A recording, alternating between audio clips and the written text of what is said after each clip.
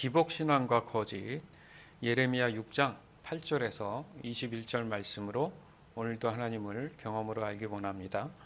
예레미야 6장 8절에서 12절.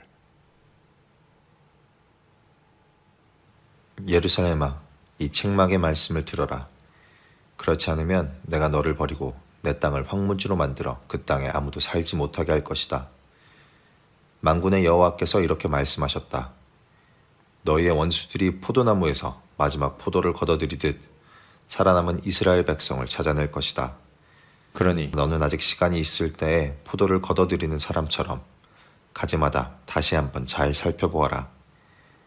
내가 누구에게 말하겠습니까? 누구를 향해 경고하겠습니까? 누가 내 말에 귀 기울이겠습니까? 이스라엘 백성은 귀를 막고 있어서 내 경고를 듣지 못합니다. 그들은 여호와의 말씀을 비웃으면서 그 말씀에 귀 기울이기를 싫어합니다. 내가 여호와의 분노가 가득하니 더 이상 품고 있을 수만은 없습니다. 그러면 나의 분노를 길거리에서 놀고 있는 아이들과 모여있는 젊은이들에게 쏟아라. 남편과 그 아내가 나의 분노 가운데 사로잡힐 것이며 장로들과 늙은이들도 사로잡힐 것이다. 그들의 집은 남들에게 넘어갈 것이며 그들의 밭과 아내도 함께 넘어갈 것이다. 내가 손을 들어 이 땅에 사는 사람들에게 벌을 내릴 것이다. 나 여호와의 말이다. 아멘. 실제 우리 삶의 현장에서 과연 이게 벌어지고 있다면 굉장히 무시무시한 말이죠, 그죠? 이게 사는 환경 안에 실제적으로 그 주변에 아니면 본인인 내가 이런 일들을 겪고 있다 그러면 살벌하지 않겠습니까? 왜 그럴까? 10절에 보니까 지금 예레미야가 자신의 동족에게 끊임없이 하나님의 말씀을 지금 선포하고 있는데도 불구하고 오직했으면 이런 말을 하겠어요? 내가 누구에게 말하겠습니까? 듣지 않으니까. 또 누구를 향해서 경고하겠습니까? 그 누구도 내 말에 귀 기울이지 않습니다. 누가요? 이스라엘 백성은 귀를 막고 있어서 내 경고를 듣지 않는다. 그러니까 하나님이 지금 그 당시에 예레미야를 통해서 하는 얘기는 경고입니다. 경고. 네. 따뜻한 위로의 말이 아니라 경고를 하고 있는 거예요. 그러나 그들은 하나님 여호와의 말씀을 비웃는다 이거예요. 아이고 설마 그런 일이 있겠어? 아이고 바빠요. 자기 나름대로의 이유를 댄다는 거죠. 그래서 그 말씀에 귀 기울이기를 싫어합니다. 싫어한다는 거. 이 싫어한다는 근극적인 원인이 뭐냐 이거예요. 바로 이 거짓의 영에 빠져 있다는 겁니다. 즉 우리에게는 진리의 영이 있는가 하면 거짓의 영도 존재합니다. 지금 그렇다는 얘기예요. 우리가 지금 살고 있는. 진리의 영은 곧 성령 하나님이시잖아요. 따라서 믿는 하나님의 자녀는 성령 하나님만 따라야 돼요. 그러나 거짓의 영은 죄의 본성인 사단 마귀의 영이잖아요. 그러니까 하나님의 자녀들은 당연히 절대 따를 수 없는 존재라는 거죠.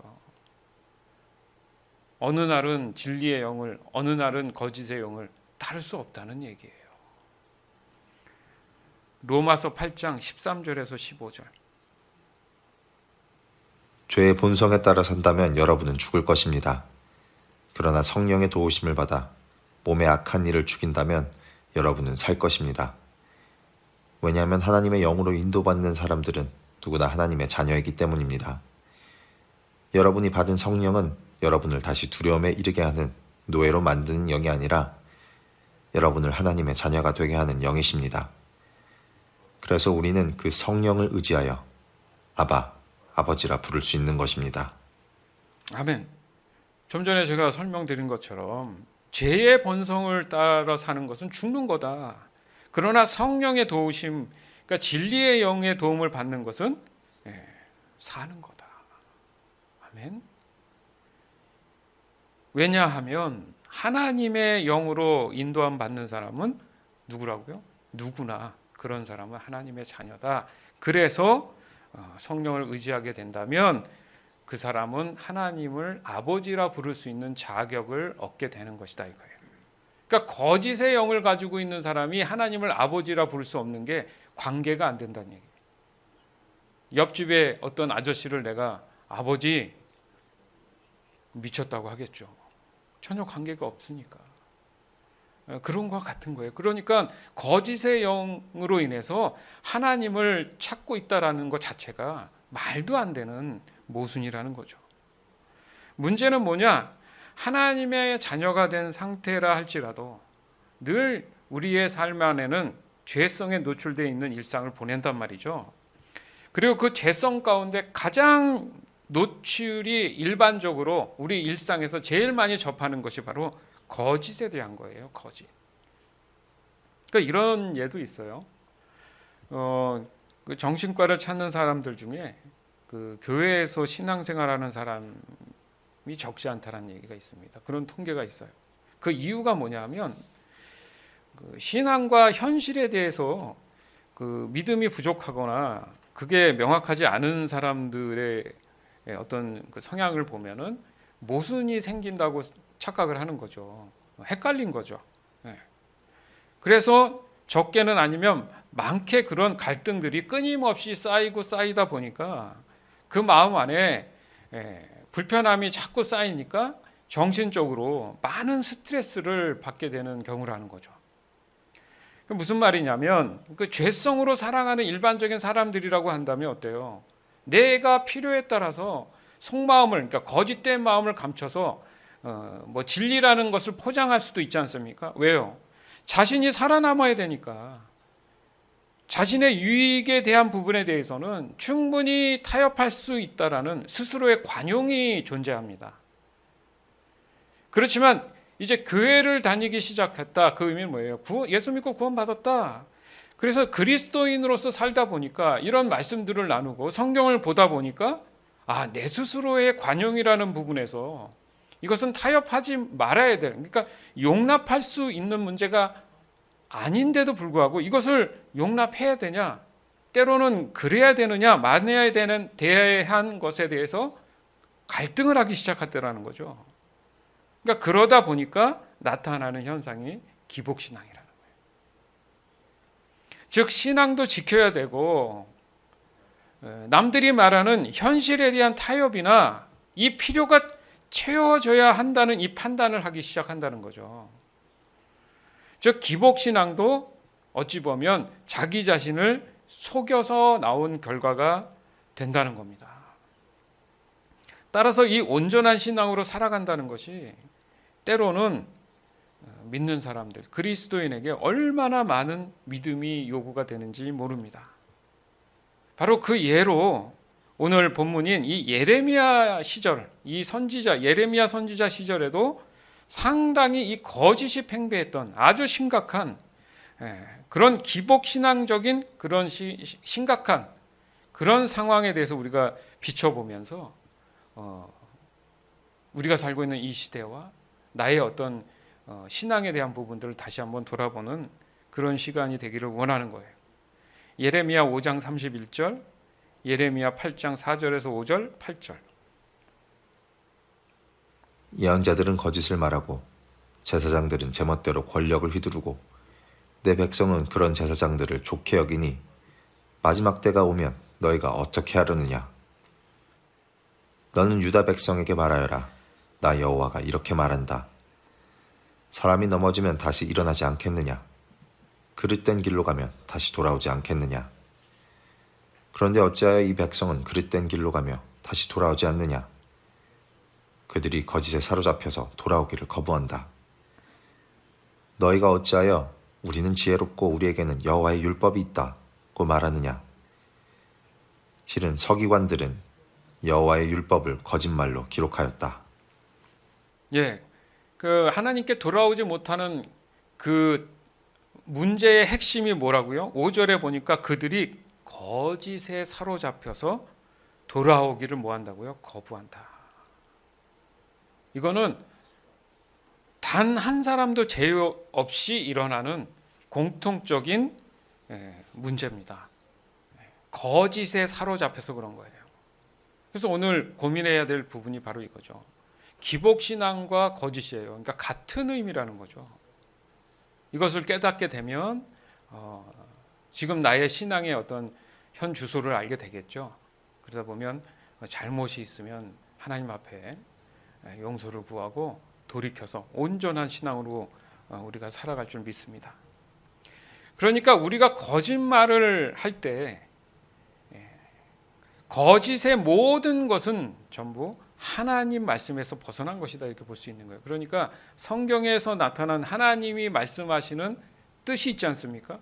그 내용들에서 조금이라도 벗어난 것들이 있으면 모든 것이 다 가짜라는 거예요. 거짓이라는 거예요.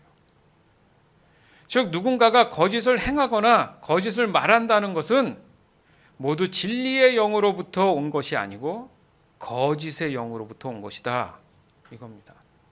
그럼 그 결과가 어떠냐? 당연히 신앙이라는 부분이 변질이 되겠죠. 그러니까 타락에서 벗어날 수 없는 그런 상태가 되는 거죠.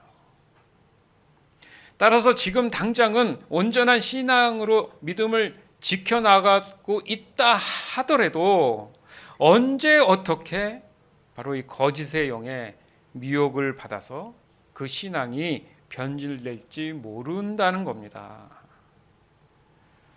즉 하나님이 말씀하시는 이 거짓은 단순히 교리적인 것을 어떻게 판단해서 정해지는 것이 아니라는 거예요. 그러니까 명확한 거짓의 의미를 우리가 깨달으면 되는 거죠. 다시 말해서 거짓은 진정한 신앙의 믿음을 말할 때 항상 성경적인 말씀을 근거로 말은 해요. 그러나 현실에서 봤을 때는 그 일상 속에서 하나님의 그 진정한 진리의 말씀을 근거로 적용해야 되는데 적용되지 못하는 것이 다 거짓이라는 거예요. 즉 하나님은 선지자들이나 제사장들이 평화도 없고 온갖 상처 가운데 있는 현실 속에서 하나님의 자녀들에게 평화를 외치고 있으면서도 불구하고 그들은 거짓을 행하고 있다. 그것을 지금 말씀하시잖아요. 그러니까 여기서 이 평화가 그럼 뭐냐? 우리가 생각하는 단순히 마음의 평화로 착각하면 안 된다는 얘기예요. 하나님이 말씀하시는 이 평화는 뭐냐 하면 하나님의 주권적인 통치가 있을 때 현실의 삶의 모든 영역에서 하나님의 생명이 넘치는 것이 진정한 평화다 이거예요. 그것이 바로 성경이 말씀하시는 복입니다. 그러니까 복의 반대말은 기복이 되는 거죠. 그러나 거짓의 영으로 하나님의 통치가 아닌 자신들의 권력을 가지려는 그 욕망으로 인해서 하나님의 자녀들에게 거짓된 신앙을 자꾸 강조하는 그런 현실이라는 거죠. 즉 자기중심적이고 이기적인 그 욕망은 결국 하나님의 권력을 자신의 권력으로 소유하는 그 시도가 바로 기복 신앙이 된다는 겁니다. 두 번째로 이 영적인 분별력이 없다는 것이 바로 곧 거짓이 그 자리에서 일어난다는 얘기예요. 그러니까 현실적으로 저와 여러분도 생각을 해보십시오. 그 당시에 예레미야 시절에 만약에 내가 살고 있었다. 그럼 과연 온전한 영적 분별력을 가지고 진리와 거짓을 분별해 가면서 나의 어떤 신앙을 잘 지키면서 살아가고 있을까? 아니면 분위기에 휩쓸릴까? 그렇잖아요. 예레미야가 얘기하기를 그 당시에 사람들은 도리어 거짓된 선지자의 말들을 따르고 그것을 더 좋아한다. 그 모든 사람이 보편적으로 그러고 있으면 그게 나도 맞는 줄 알고 따라가는 그 눈치가 있잖아요.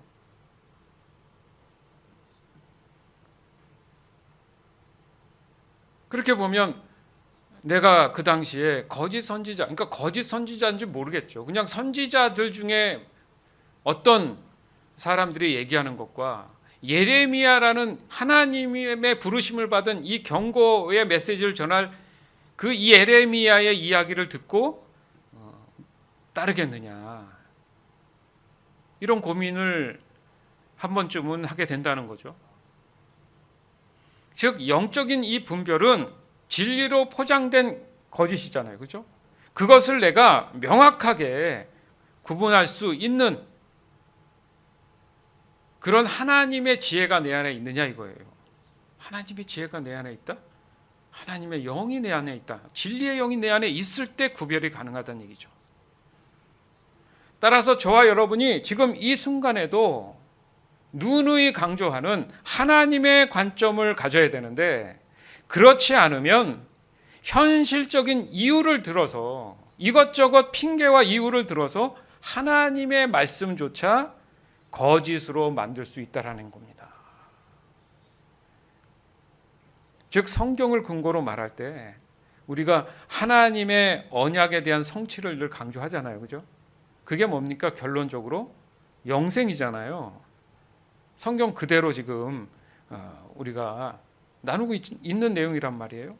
그러나 이 내용이 하나님 관점이 아니라 사람의 관점이 돼버리면 이게 잘못된 방향으로 거짓된 그런 메시지로 변질될 수 있다는 거예요. 좀 더 쉽게 말해서 그 생명이라는 의미, 그러니까 하나님도 되게 강조하시는 부분이잖아요. 그러니까 살아 있어야지 존재 가치가 있는 거잖아요. 그죠? 그러니까 이 생명은 살아있다라는 증거인 것처럼 하나님 말씀도 분명히 늘 말씀하시는 게 살아있다, 살아서 역사한다 이렇게 말씀하시잖아요. 그런데 똑같은 글귀고 똑같은 말씀인 것 같아도 이 말씀이 죽어있고 그 죽은 말씀이 전달이 되면 당연히 그 말씀은 살아서 역사하지 않잖아요. 죽었으니까. 죽은 것은 멈춰 있고 썩습니다. 그죠? 움직이지 않아요. 그걸 죽었다고 얘기를 하지 않습니까? 따라서 하나님 말씀이 아무리 진리라고 해도 영적으로 죽어있는 상태이기 때문에 듣지 못하고 보지 못하는 결과가 온다는 거죠. 그래서 거짓에 속아서 하나님 말씀을 듣기를 싫어하게 된다는 거죠. 그러니까 여기서도 알 수 있듯이 언제나 하나님 관점이 매우 중요하구나. 그럴 때 영적인 분별은 자연스럽게 이루어지는 거구나. 쉬운 듯 내 스스로가 삶 속에서 깨닫지 못하면 늘 내가 거짓으로 인해서 불편해하고 헷갈려하는 그런 부분이기도 한 겁니다. 따라서 우리 모두의 신앙생활에 있어서 중요한 것은 바로 온전한 이 영적인 삶에 대한 관심을 많이 가져야 된다. 책을 보더라도 성령의 기름 부음이 있는 그런 책을 봐야 되고요. 일반적인 지식만 쌓으려는 것은 도리어 그 생각들이 복잡해지는 거예요. 그것을 볼 때는 그냥 참고한다 보는 거고 절대 진리가 될 수 없음을 분명히 전제해야 되는 거예요. 그러나 건전한 도서들이 있어요. 분명히 공통적으로 인증된 도서들 중에 하나님의 말씀에 기름 부음이 있는 책들이 있습니다. 그걸 많이 섭취한다. 그럼 바쁘면 어떻게 하느냐? 교회에서 제공하는 영적인 생활들이 있지 않습니까? 그걸 충실히 하는 것이 바로 내 영적인 어떤 생활에 있어서 늘 내가 분별할 수 있는 힘을 얻게 되는 거예요. 그러니까 성경은 내가 보고 싶고 듣고 싶은 것만 골라서 그런 듣고 보는 말씀이 아니라는 거죠. 그렇지 않습니까?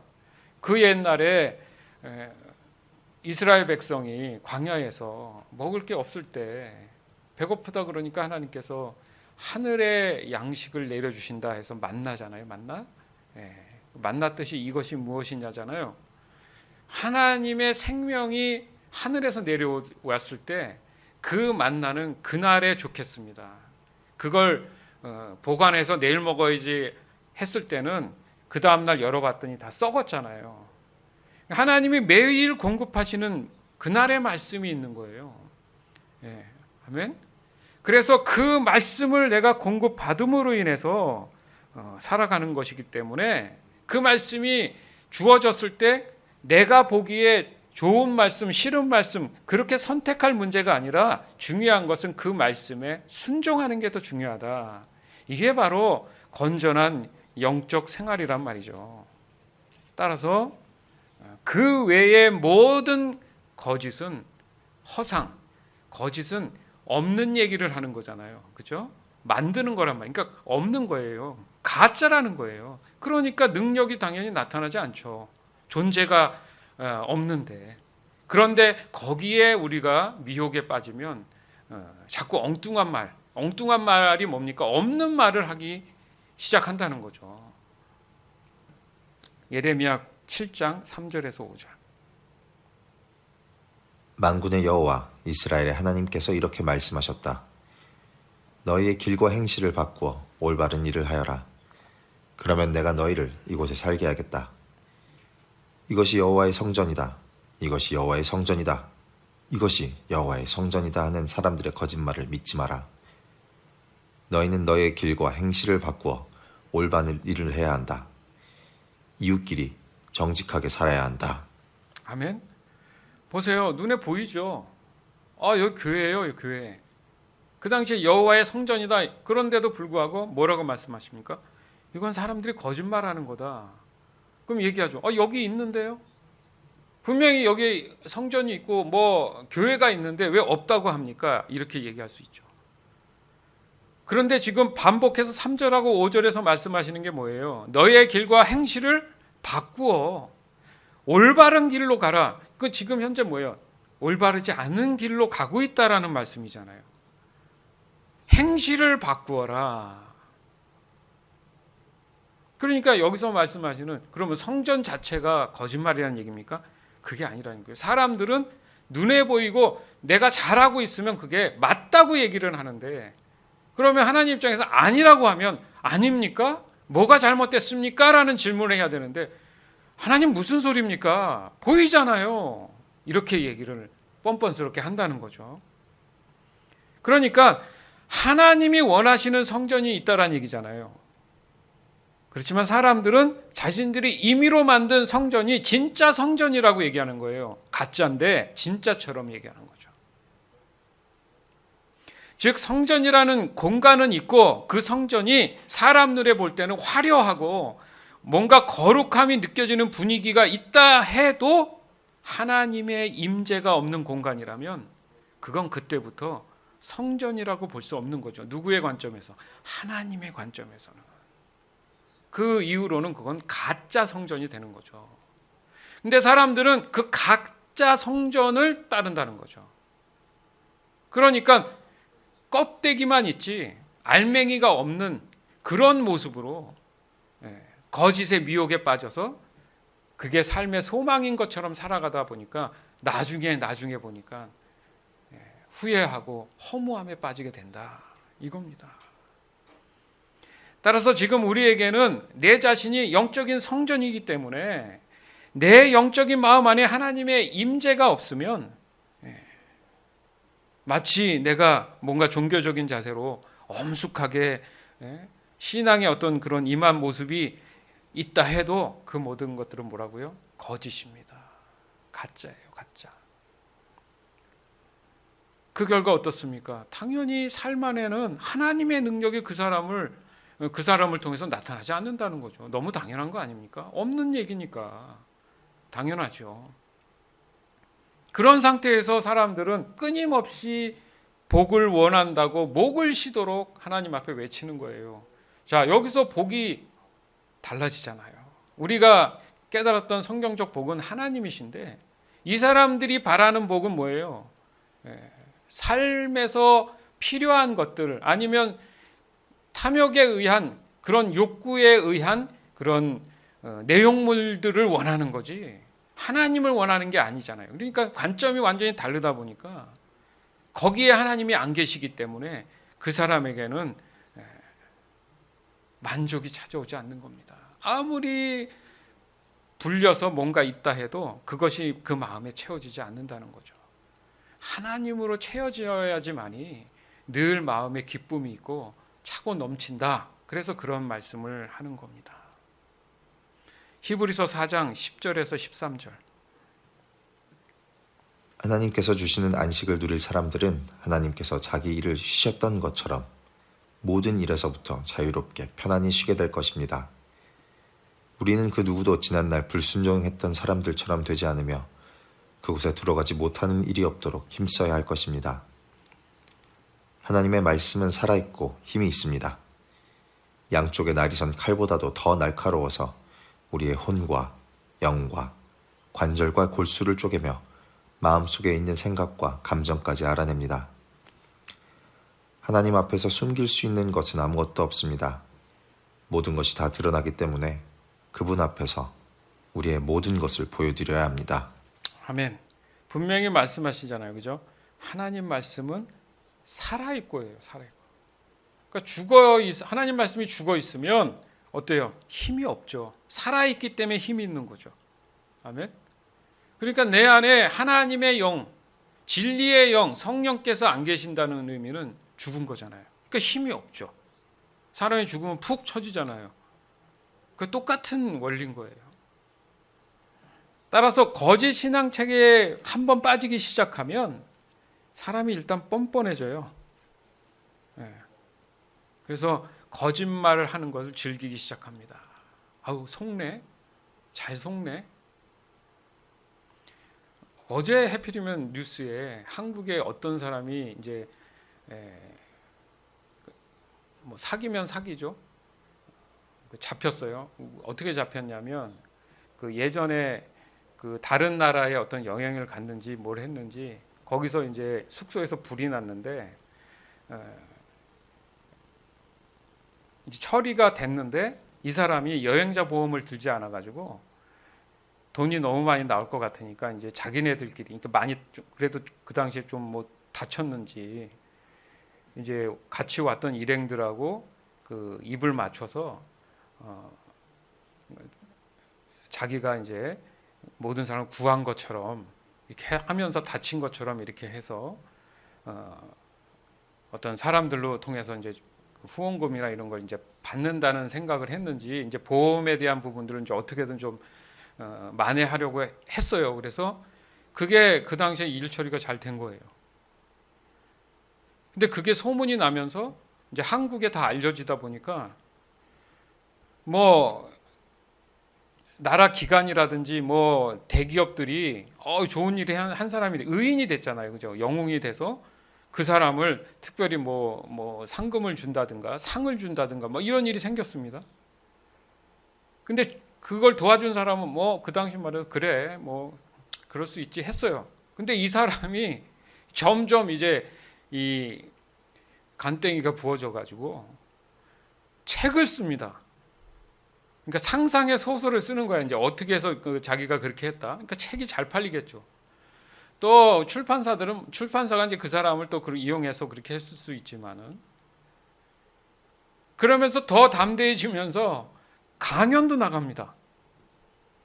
근데 그걸 참다 못한 이제 같이 갔던 사람 중에 이제 양심 선언을 한 것 같아요. 그래서 그 사람을 이제 고발하게 되죠. 근데 문제는 뭐냐면 제가 뭘 얘기하고 싶으냐면 이제 잡혀가지고 그 사람의 어떤 그 신문을 하는데 아니라는 거예요, 그 사람이. 근데 그 사람의 그 눈빛이나 이런 거 보면 진짜 아니라는 것처럼 얘기한다는 거예요.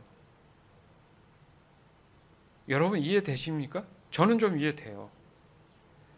예전에도 늘 몇 번 얘기했지만 그 리플리 증후군이라는 게 있어요. 심리학적으로 있어요. 어느 순간에는 자기가 거짓말한 게 진짜로 믿어지기 시작하는 거예요. 왜냐하면 현실이 자기한테 너무 만족스러운데 그게 다 무너지고 없어질까 봐 두려울 수도 있지 않습니까? 그러니까 쉽게 얘기하면 내가 거짓말한 게 아닌 게 돼야 되는 거예요. 그러니까 끝까지 그게 우기더라는 거죠. 그러니까 재판관이 봤을 때는 황당하잖아요. 그러니까 그 징역을 상당히 많이 받은 걸로 알고 있습니다. 여러분 이렇게 무서워요. 거짓말은 사람을 뻔뻔하게 만들어요. 그리고 그걸 즐깁니다. 사람들이 속거든요.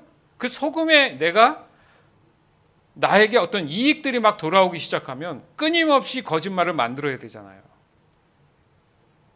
그 출판사 그 책들은 다 어떻게 합니까? 그걸 구입한 사람들은 다 어떻게 해요? 이거 복잡하죠. 그러니까 그 사람 하나로 모든 사람이 다 어떻게 돼요? 상처받잖아요. 이 거짓말이 그렇게 무서운 거예요. 오직했으면 야고보서에 그 말하는 입에 대해서 어떻게 해요?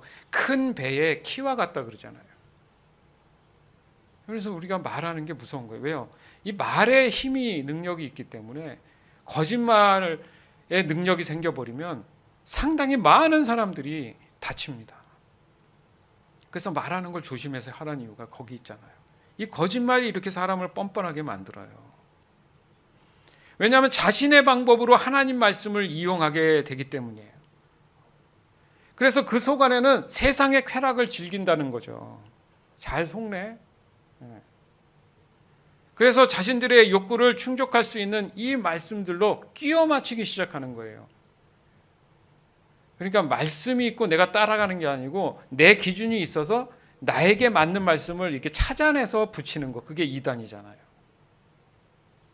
그게 그래서 그들의 집단을 다 거짓의 집단이라고 얘기하는 거. 없는 얘기니까. 하나님은 그렇게 말씀하시지 않았는데 그들이 그게 맞다고 얘기를 하는데 그 미혹에 또 사람들이 빠지는 거죠.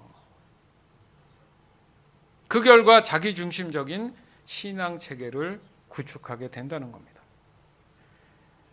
이러다 보니까 나중에 어마어마한 이 기복신앙으로 발전하게 되면서 오로지 자신의 삶의 그 목적을 위한 수단으로 하나님 말씀을 이용하게 되는 결과를 가져오게 된다는 겁니다. 그리고 그들의 그 어리석음과 무지함은 거짓으로 인해서 더 뻔뻔하게 만들고 변질과 타락을 반복하게 된다는 거예요. 예레미야 6장 13절에서 17절. 작은 사람에서부터 큰 사람에 이르기까지 누구나 돈에 욕심내고 있다.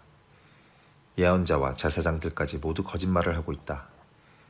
내 백성이 큰 상처를 입었는데도 그들은 아무렇지도 않게 여긴다. 평화가 없는데도 평화하고 말한다. 그들은 역겨운 짓을 하고도 부끄러워할 줄 모른다. 수치를 알지도 못하고 얼굴을 붉힐 줄도 모른다. 그러므로 그들은 쓰러질 것이다. 내가 그들에게 벌을 내릴 때 그들은 멸망할 것이다. 나 여호와의 말이다. 여호와께서 이렇게 말씀하셨다. 갈림길에 서서 살펴보아라. 너희 조상들이 걷던 선한 옛길이 어딘지 물어보고 그 길로 가거라. 너희가 쉴 곳을 찾을 것이다. 그러나 너희는 우리는 그 길로 가지 않겠다고 말했다. 내가 너희를 지키려고 파수꾼을 세우고 전쟁 나팔 소리에 귀 기울여라 하고 말했다. 그러나 너희는 귀 기울여 듣지 않겠다고 말했다. 아멘. 그러니까 하나님은 항상 지켜주시려고 파수꾼을 세워놔요. 그게 무슨 말이냐면 가장 좋은 건 예방이잖아요. 다 얘기하지 않습니까? 어떤 사건이 벌어지기 전에 항상 예방하는 게 운전도 방어운전, 늘 안전하게 뭐 이렇게 얘기하지 않습니까? 그러다 보면 사람이 살다 보면 실수도 해요. 근데 여러분 아세요? 핵심적인 거 그리스도인은요. 그냥 잘못을 했으면 그냥 그 자리에서 인정하는 게 가장 효과적인 방법이에요. 그 잠깐 그 순간 모면하려고 거짓말을 하기 시작하면 다음부터는 계속 거짓말을 만들어내는 일이 생기면서 괴롭습니다. 그러면 가장 중요한 핵심인 내 신앙의 모든 것들이 다 무너지기 시작하는 거예요. 바보 같은 거죠. 단순합니다. 뭐 그건 믿던 안 믿던 상관없어요. 잘못했으면 그냥 그 자리에서 인정하는 게 가장 좋아요. 거짓말을 자꾸 붙으면요. 세상의 법정에서도 그 죄가 더 가증돼요. 근데 솔직하게 처음서부터 인정하고 하면 그게 가만히 되잖아요. 잘했다는 게 아니고 그래도 인정하니까. 이게 가장 중요한 문제가 그런 거예요. 그러나 이미 거짓의 영에 사로잡힌 사람들은 계속 거짓말해도 된다는 생각을 한다는 거죠. 그렇기 때문에 야 정신 차리고 뭐가 잘못됐는지 항상 나팔을 불어줄 테니까 귀를 기울이고 있어. 그건 잘못된 거야 라고 늘 얘기해 주려고 하는데 귀를 기울여 듣지 않는다는 거죠. 소중히 여기지 않아요. 하나님 말씀을. 예배를 소중히 여기지 않아요. 얼마나 이게 심각한 문제인지 잘 깨닫지 못해요. 그게 제일 가슴 아파요. 제일 가슴 아픈 일이 그거예요. 왜냐하면 보여지는 결과가 예배거든요. 삶의 현장에서는 잘 모르잖아요. 저 사람이 어떤 신앙을 갖고 있는지. 그러나 예배는 드러나서 내 마음을 하나님께 보여드리는 것이 외형적으로 표현되는 공동체가 확인하는 그런 순간이거든요.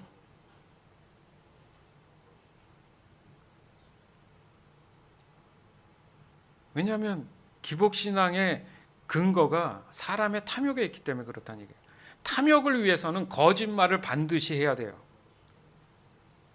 맞죠? 그래야 내가 갖고 싶은 것들을 쟁취할 수 있거든요. 세상 일이 다 그렇잖아요, 여러분. 법이 있지만 도리어 그 법을 이용하는 사람들이 많지 않습니까? 다 거짓이잖아요. 왜요? 자신밖에 모르는 철저히 이기주의니까. 요즘도 여전히 마스크를 쓰네만 해가지고 여전히 그럽니다. 그 예전보다 많이 써요. 왜? 시간이 세월이 흘러보니까 마스크의 필요성이 느껴지거든요. 얘기하는 게 그거예요. 미국 사람들이. 자기가 겪어봐서 그게 이해가 돼야지 한다는 거죠. 이기주의적인 거죠, 상당히. 개인적인 거죠. 너가 왜 나한테 쓰네만에 하냐 이거예요. 그러니까 마스크에 대한 문제가 아니고 자신들의 어떤 선택에 대한 걸 월권했다는 얘기가 자존심이 상하네 하는 거죠. 내가 안 써서 바이러스 걸려서 죽는 건 내 문제인데 너가 왜 그것에 대해서 나한테 뭐라 하냐 이거예요. 그러니까 죽는 건 내가 책임질게 그겁니다. 그러니까 어떻게 보면 맞는 얘기인데 더 깊이 보면 너만 그렇게 생각하면 되냐. 다른 사람도 생각해야지 그 얘기거든요, 사실. 그래 말씀하시잖아요. 작은 사람부터 큰 사람까지 이르러 누구나 돈의 욕심을 갖고 있다 이거예요. 예전에도 그랬고 지금도 그래요. 앞으로도 그렇습니다. 돈이 모든 걸 다 해결한다고 생각하니까. 심지어는 변질되고 타락한 영적인 지도자라는 사람들이 모두 다 거짓말을 하고 있다. 이 사람들도 다 탐욕 때문에.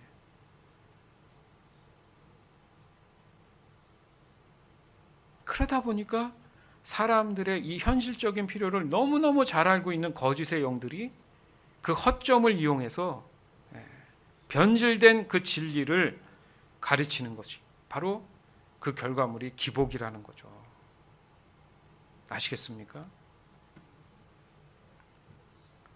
즉 복을 약속한 하나님의 말씀처럼 그 복을 받기 위해서는 하나님의 명령들을 반드시 지켜야 된다는 논리입니다.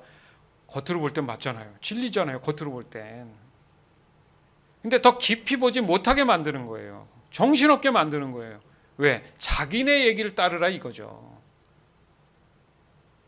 하나님은 우리에게 구원의 은혜를 조건부가 아닌 거저 주시는 은혜로 주셨어요. 우리가 할 수 있는 것을 그걸 믿음으로 고백한다. 아까도 말씀드렸지만 내가 죄인임을 그냥 바로 그 자리에서 무릎 꿇고 고백하는 것만 있으면 돼요. 그러고 나서 하나님이 명령하신 일들을 행해져 나가는 게 믿고 구원받은 사람에게 한정된 일입니다. 근데 믿기 전에 구원받지 않은 사람들이 하나님의 말씀을 지켜내야지 구원을 받는다는 이상한 논리, 그러니까 없는 얘기 바꿔놔가지고 뒤집어놔가지고 거짓된 진리를 얘기해가지고 거봐 너 노력해도 안 되잖아. 그러니까 당장 봉투 가져와. 내가 안수해주면은 너 그거 될 수 있어. 말 같지도 않은 얘기를 하잖아요. 말이 됩니까? 하나님이 성경에 그 병의 그 수준에 따라서 너는 1,000,000원, 너는 100,000원 이렇게 나눠가지고 봉투 가져오면 안수해주면 낫게 해줄게요. 성경에 있으면 저한테 가지고 와보세요. 거저 받았으니 거저 주어라. 예수님이 어딜 다니시던지 그냥 손을 올려서 낫게 하셨어요. 교회 안에 모여서 아프고 고통받는 사람들을 위해서 공동체가 중보하라 그랬지 뭘 더 하라 그랬습니까? 다 거짓이죠. 왜요? 그 봉투가 그러면 하나님께 가요? 안수해 준 사람 인마이 포켓이잖아요. 뭐 그런 사람이 11조를 제대로 하겠습니까? 뭐냐? 그게 기복을 조장하는 잘못된 신앙을 가르치는 그런 결과가 그 옛날 예레미야 시절뿐 아니라 지금도 성행하고 있다는 얘기입니다. 근데 안쓰러운 성도들은 뭐가 맞는지 헷갈려서 늘 이리 치고 저리 치고 맨날 욕먹는 건 성도들이 돼버리잖아요. 자꾸. 이 행위 구원, 이건 가짜 구원입니다. 그래서 사람은 자신의 유익을 위해 이해관계에 쉽게 빠지는 거예요. 무슨 말이에요? 정말 서로가 뭔가 필요한 게 있어요. 나는 없는데 쟤가 있고 쟤는 또 없는데 내가 있고 했을 때 근데 적이야. 자칫하면 서로 칼부림도 날 수 있는 적인데 서로 필요하니까 어때요? 그때는 칼을 뒤에 숨기고 타협을 하죠. 충분히 타협을 합니다. 그런데 그것이 내게 와 있고 저 사람은 굳이 필요 없으면 어떻게 해요? 적이기 때문에 죽일 수도 있는 게 지금 현실이잖아요. 그런 일들 많잖아요. 여러분 무섭지 않아요? 지금 좀 전에 본문 말씀이 다 그 얘기입니다. 서로 죽여버린다는 거잖아요. 거짓의 미혹에 빠지면. 왜요? 나도 저 사람을 속이니까 저 사람도 나를 속인다고 생각하죠. 그죠? 사람이. 맞잖아요. 내가 속에 감추고 있는데 누가 뒤에서 누구야 부르면 깜짝 놀라잖아요. 야, 너 뭐 숨기는 거 있어? 이렇게 얘기하는 듯이. 그 여자들이 같이 모여서 얘기하다가 혼자 화장실 못 가는 이유가 거기 때문에요. 자기 혼자 가면 자기 얘기할까 봐 화장실 그래서 늘 같이 간다며요. 데리고 간다며요, 화장실을. 죄송합니다. 여자라서 모든 여자 그렇다니 예를 든 거예요. 남자도 그러겠죠. 누구나 그런 얘기가 있다는 얘기죠. 따라서 이 신앙의 본질을 떠난 그 현실은 반드시 거짓의 영이 기다리고 있다는 사실을 우리는 항상 명심해야 돼요. 내가 신앙의 본질을 벗어나는 순간 바로 팔짱 끼고 기다렸다가 반갑다 나오는 게 뭐라고요? 거짓의 영이 딱 기다리고 있습니다. 상상을 해서 그림을 그려놓으실 필요가 있어요. 왜냐하면 문 밖에만 딱 나가도 누가 상품을 팔려면 그 사람 마음을 사야 되니까 있는 얘기 없는 얘기 하잖아요. 보험 하시는 분들도 그렇고 맞잖아요. 어떻게든 사게 만들기 위해서. 나중에 들키는 경우도 많잖아요. 허위 광고 막 이래가지고. 그거 다 거짓말이잖아요. 사람은 속아서 삽니다. 그게 세상이란 말이에요, 지금. 참 신앙의 본질, 진리에서 떠나면 다 거짓이다 이거예요. 그래서 더 쉽게 말하면 사람이 건강이 악화되고 나빠지면 어떻습니까? 나중에 심지어는 암에 걸린다. 그럼 그 암이 가만히 있지 않고 자꾸 퍼져나가잖아요, 몸에. 그러면 나중에 결과 어떻게 됩니까? 사망하잖아요. 거짓의 영이 이 암덩어리와 같은 거예요. 건강하던 사람이 하나님 말씀 안에 성령 안에서 이렇게 살아가지 못하면 그 암이 생기는 거예요. 암이 될 수 있는 음식들 먹지 말라는 거 그거잖아요.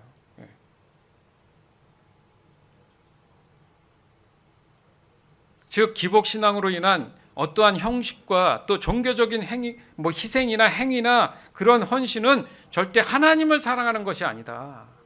그럼 뭘 사랑하느냐? 자신의 욕망만을 사랑하는 것이다. 이렇게 명확하게 구분해야 됩니다. 오늘도 이 시간 같이 예배하고 하나님 앞에 온전히 나가려는 그 마음 안에 과연 나는 하나님께 관심이 있을까? 아니면 오늘 하나 이렇게 열심으로 내가 행위로 하나님께 예배했을 때 나에게 지금 필요한 것들이 하나님 나에게 주시지 않을까? 그게 우선적인 생각이 든다면 그거야말로 회개해야 되는 거예요. 그럼 구원받지 않은 사람이 행동하는 거짓의 영으로 인해서 하나님을 왜곡하는 일이라는 거죠. 왜요? 우리가 늘 말씀 접할 때 나의 필요를 다 아시는 하나님, 그 말씀이 분명히 존재하잖아요. 그래서 하나님을 먼저 아는 것에 힘써라. 주 안에서 사랑하는 여러분, 바로 이 거짓 신앙 체계 안에는 거짓만이 가득합니다. 그러니까 없는 것 얘기가 계속 꼬리에 꼬리를 물고 그렇게 만들어져 있는 거예요. 그래서 거짓은 사람의 영적인 상태나 하나님의 인도하심과 관계없이 그들이 보고 듣고 싶어 하는 것만, 하나님의 약속 안에 있는 것들 중에 골라가지고 자신들의 탐욕만을 채우려고 하는 것이다. 그렇기 때문에 거짓은 능력이 존재할 수 없다. 허상이다. 가짜다 이겁니다. 여러분, 가짜가 좋아요? 진짜가 좋아요? 사람들도 진짜 되게 좋아해요. 진품 또 가짜, 가격 차이가 하늘과 땅 차이죠. 그래서 사람들이 속여서 만들기 위해서 짝퉁을 만들어냈잖아요. 그죠? 그 정도입니다. 그러니까 가짜가 가짜를 낳으면 그렇게 간땡이가 보여요. 그 사람은 또 속아요. 얼마나 진짜 가슴 아픈 현실 속에 우리가 살아가는 겁니다. 결국 거짓 신앙 체계에 빠지면 거짓을 즐기게 되는 그런 결과를 가지고 온다. 그 결과 생겨난 것이 바로 기복신앙이다. 결국 하나님은 자신의 탐욕을 위한 수단으로 사용하게 된다는 거죠. 따라서 거짓은 죄를 더하게 하는 악의 선봉이다. 뭐라고요? 거짓은 죄를 더하게 하는 악의 선봉이에요. 맨 앞에 서 있는, 리드하는, 죄를 리드하는 게 거짓이라는 거죠. 따라서 저와 여러분은 언제나 진리의 영이신 성령 하나님을 통해 영적인 내용들을 충분히 늘 공급받아야 되는 거예요. 충분히 섭취해야 된다는 얘기입니다. 이것이 저와 여러분이 현실에서 마음의 평화를 누릴 수 있는 여러분 유일한 방법이에요. 아주 유일한 방법이에요. 다른 것으로는 채울 수 없어요. 그냥 잠깐의 휴식은 될 수 있지만 영원하지 못합니다. 즉 저와 여러분에게 있어서 거짓을 분별할 수 있는 방법은 언제나 영적인, 즉 진리의 영으로 인도함을 받아야지만이 된다는 겁니다. 그 결과 저와 여러분의 현실에서 하나님의 말씀의 능력이 나타나는 거예요. 그것이 하나님이 정말 우리에게 원하시는 복입니다. 진짜 복이죠. 이걸 여러분들 원하는 거예요, 사실은. 그러기 위해서 하나님의 늘 관점에서 저와 여러분이 무엇을 지금 잘못하고 있는지 늘 깨닫는 문제, 내 자신을 돌아보는 문제, 즉 잘못을 인정하고 인식하는 거. 언제요? 바로 즉각. 이 중요한 거예요. 그것은 지금 우리에게 매 순간 일어나고 있는 영적인 전쟁과도 같은 겁니다. 즉 영적인 전쟁은 곧 저와 여러분이 현실에서 정말 사느냐 죽느냐의 문제라는 겁니다. 다시 말합니다. 이 영적인 전쟁은 곧 저와 여러분이 정말 실제적인 현실에서 정말 사느냐 죽느냐의 문제라는 거예요. 바로 사느냐 죽느냐의 문제. 아멘. 예레미야 6장 18절에서 21절. 너희 모든 나라들아 들어라. 무리들아 내가 유다 백성에게 할 일을 눈여겨보아라. 땅이여 들어라. 내가 유다 백성에게 재앙을 보내겠다. 그들이 악한 일을 꾸몄으므로 재앙을 당할 것이다. 그들은 내 말을 귀담아 듣지 않았고 내 가르침을 저버렸다. 너희가 어찌하여 시바 땅에서 향을 들여와 내게 제물로 바치려 하느냐? 어찌하여 먼 나라에서 좋은 향료를 들여와 내게 가져오느냐? 너희가 태워드리는 제물인 번제물을 받지 않겠다. 너희가 바치는 화목제물도 내게 기쁨이 되지 못한다. 그러므로 여호와께서 이렇게 말씀하셨다. 보아라, 내가 이 백성 앞에 걸림돌을 놓겠다. 아버지와 아들이 다 같이 그 위에 넘어지고 이웃과 친구들이 죽을 것이다. 아멘. 오늘 이 말씀을 통해서 저와 여러분 모두 하나님 말씀에 늘 귀 기울이고 기도하며 듣고요.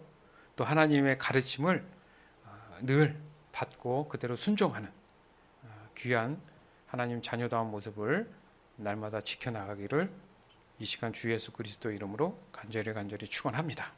아멘.